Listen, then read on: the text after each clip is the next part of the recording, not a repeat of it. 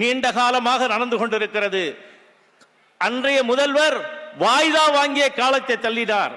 ஆனால் அதற்கு அப்புறம் இந்த அம்மாவினுடைய அரசுதான் ஆணை பிறப்பித்தது. பிற்படுத்தப்பட்டோர் நல கமிஷனில் இருந்து அவர்கள் அதற்கான உத்தரவையும் பெற்றிருக்கிறார்கள். இன்றைக்கு கவுல் அவர்கள் இறுதி ஆணையை பிறப்பித்திருக்கிறார்கள்.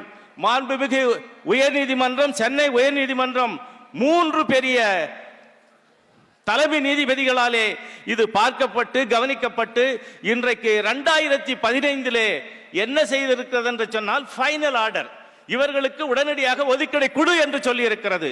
ஆனால் அதற்கு மேல் அம்மாவின் ஆட்சியை எதிர்த்தோ அம்மாவுக்கு இணக்கமாகவே நாங்கள் இருந்த காரணத்தினாலே நாங்க திரும்பவும் கோர்ட்டுக்கு போகல.